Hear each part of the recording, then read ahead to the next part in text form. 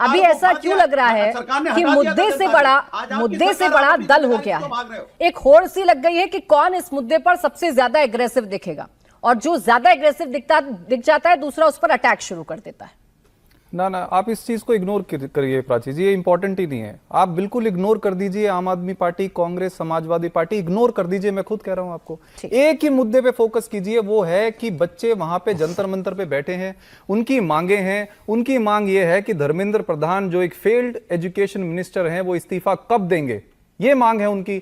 और ये मांग को लेके वो 30 दिन से जो है वो अनशन पर बैठे हैं, 30 दिन से वो अपनी मांगे उठा रहे हैं। 20 बच्चों ने जो है आत्महत्या कर ली है। उसके बाद बच्चे जब उनकी बात नहीं सुनी जा रही थी तो वो पार्लियामेंट जा रहे थे अपनी बात का सवाल का जवाब लेने प्रधानमंत्री जी से, तो उनको रास्ते में घेर के टीयर गैस के आंसू गोले मारे गए उनके ऊपर, उनके सर पे लाठियां मारी गई, लड़कियों के बच्चियों के पीठ पे पीछे लाठियां मारी गई, उनको बच्चियों के कपड़े फाड़े गए, उनको घसीटा गया, बच्चों के सर फट गए। 500 से ज्यादा बच्चे अस्पताल में एडमिट हो गए, कईयों के सर फट गए, कईयों की लातें टूट गई। उसके बाद फिर बच्चे शांति से वहां पर बैठे हैं, फिर वो एक ही मांग कर रहे हैं कि धर्मेंद्र प्रधान का इस्तीफा कब होगा। क्या ये जवाब देंगे?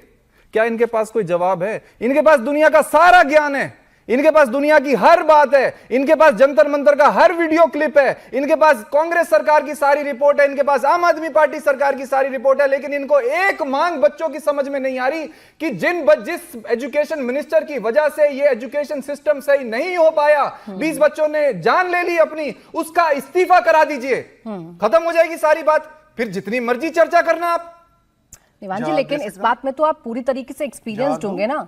आपके नेता भी जब जेल में थे, इस्तीफे की मांग तो की जा रही थी, लेकिन इस्तीफा आपके नेताओं ने भी नहीं दिया था। तो आप किस आधार पर, आप नैतिकता के आधार पर इनसे इस्तीफे की डिमांड कर रहे हैं या उम्मीद भी कर रहे हैं कि दे देंगे? कमाल है।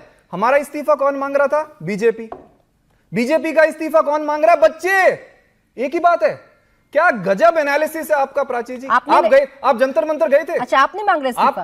आप नहीं मांग रहे इस्तीफा? अरे हम तो बच्चों की मांग को उठा रहे हैं। मांग रहे इस्तीफा? फिर आपने तो बात को खारिज कर दिया कि मैं आपके नेताओं को इग्नोर करूं। प्राची जी, आपने तो शुरुआत में ही कह दिया कि मैं आपके नेताओं को इग्नोर करूं। भाई, मैं तो अरविंद केजरीवाल को सुनती हूं कि बड़े लीडर हैं, देखूं वो राजनीति के बारे में क्या बात कर रहे हैं, लेकिन जो वो बात कह रहे हैं आप कह रहे हैं मैं उसको इग्नोर कर दूं, तो फिर कहते ही क्यों है? फिर कहते ही क्यों है? अरे वो कह रहे हैं मेरी बात सुनो, बच्चों की सुनो। आप ही कहते हैं ना कि राहुल गांधी और बीजेपी में साठगांठ हो गई है ताकि जंतर मंतर से ध्यान हट जाए। आप ही ने कहा था ना। सुनूं कि ना सुनूं उस बात की बात पे बोलता हूं मैं। अब मेरे को 10 सेकंड। हाँ, ले लीजिए। आज देश के अंदर बच्चे जो हैं जंतर मंतर पे बैठे हैं। अरविंद केजरीवाल जी कह रहे हैं इन बच्चों की सुन लो, यही तो कह रहे हैं वो, आप बच्चों की सुन लो। आज देश के अंदर हमारे 4 स्तंभ हैं, डेमोक्रेसी के 4 पिलर्स हैं। उन चारों पिलर्स पे बच्चों को इंसाफ नहीं मिल रहा। ना जुडिशरी से मिल रहा, वहां पे बोला जा रहा है कि हमारे पास समय नहीं है वीडियो देखने का। ना पुलिस से मिल रहा, पुलिस डंडे मार के सर फोड़ रही है। ना पॉलिटिकल पार्टी से मिल रहा, ना नेताओं से मिल रहा, वो कह रहे हैं हमारे पास समय नहीं है, चर्चा करो। ना मीडिया से मिल रहा, मीडिया कह रही है, मीडिया विपक्ष से सवाल पूछ रही है। तो बच्चे कहां जाएं? आज शहजाद पूनावाला इस स्टूडियो में ये साबित करें कि हमारे देश में डेमोक्रेसी है। सुने, ये जो चल रहा है ना, चुनौती देता हूं मैं। अरे निवान जी, बस एक 10 सेकंड खत्म कर रहा हूं। मैं आज आपके स्टूडियो में शहजाद पूनावाला को हमारे देश की राजधानी में ये चुनौती देता हूं कि साबित करो हमारे देश में डेमोक्रेसी है आज। साबित करो। अच्छा, ये साबित करेंगे। आप चुनौती स्वीकार कर लीजिए। मुझे शांतनु जी, बस मैं आपके पास आ रही हूँ। एक बार चुनौती चूंकि शहजाद को दी है, मैं उनके पास जा रही हूँ। लेकिन सर, ये तस्वीर हम ही दिखा रहे हैं, ये तस्वीर हम ही दिखा रहे हैं जो जंतर मंतर पर आ रही है। बोले जल्दी। मैं चुनौती तो नहीं देता, पर विनम्रता से आग्रह जरूर करता हूं इनको कि अब मैंने इनकी पूरी बात सुनी, मेरी बात सुने बिना हस्तक्षेप के। इन्होंने बोला इग्नोर करो, तो इस चीज को जरूर इग्नोर करना है प्लीज। सीजेपी के धरने को कमजोर करने के लिए मोदी ने राहुल गांधी और फिर राजनीति। देखिए प्राची, मैंने एक रूल सेट साबित करनी है आपको। प्राची, आपके गेस्ट कोऑर्डिनेटर ने भी मुझे एक एश्योरेंस दिया था। अगर आपको वो एश्योरेंस रखना है तो ठीक है, वरना कोई समस्या नहीं है। डेमोक्रेसी है, ये डेमोक्रेसी है। और प्राची जी, अगर वो मुझे नहीं बोलने देंगे तो मैं पूरी डिबेट नहीं बोलूंगा, फिर आप ही डिबेट करेंगे। मैं चुप रहूंगा क्योंकि मेरे साथ जो धोखा हुआ है उसके बारे में ज्यादा नहीं बोलूंगा। निवान जी प्लीज बोल जाए।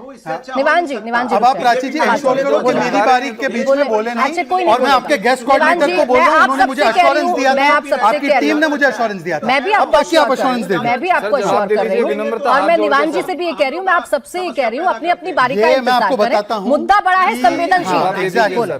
प्राची जी मेरे बीच में नहीं बोलेंगे, गारंटी है नहीं बोलेंगे, और अगर वो बोलेंगे तो मैं बोलूंगा ही नहीं, मैं चुप हो जाऊंगा, मैं बोलूंगा ही नहीं, मैं चुप हो जाऊंगा। शहजाद पूनावाला जी दोनों के पास जाना करें, प्लीज बोले शहजाद जी जल्दी, फिर मुझे शांतनु जी के पास जाना है। हाँ, ये अगर निव्यान शर्मा जैसे नवे आए हुए प्रवक्ता को समझ रहा है कि मुद्दा क्या बड़ा है, तो ये संजय सिंह जैसे ब्लैक से व्हाइट करने वाले ढोंगी को नहीं समझ आ रहा था क्या?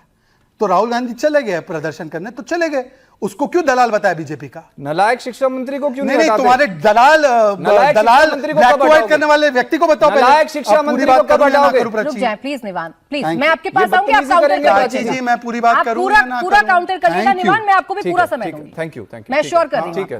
पर उपदेश कुशल बहुतेरे, ये आपने सुना है? भाई पंजाब में अगर पेपर लीक होगा तो सबसे पहले मैं, अरविंद जी और मानसा मिलकर पंजाब के शिक्षा ADO paper leak, group B paper leak, pharmacy paper leak, किसका लिया इस्तीफा? ये तो एक्सेप्ट भी नहीं करते। हम तो कह रहे पार्लियामेंट में चर्चा करो एग्जाम रिकैंसिलेशन करने के बाद, ये एक्सेप्ट भी नहीं करते, ये इनकी बेशर्मी है। तीसरी बात मैं पूछना चाहता हूं, अभी मेरे भाई अनुराग जी ने कहा कि ये मुझे एक बात बताइए कि पार्लियामेंट से बड़ी कोई जगह हो सकती है चर्चा और अकाउंटेबिलिटी के लिए? पर वो क्या बोल रहे हैं कि सोनम वांगचुक की जो मांग है उसको खारिज करो, उनकी बीवी गलत बोल रही है, अखिलेश जी गलत बोल रहे हैं, जो मैं बोल रहा हूं सही बोल रहा हूं। वो है कि पहले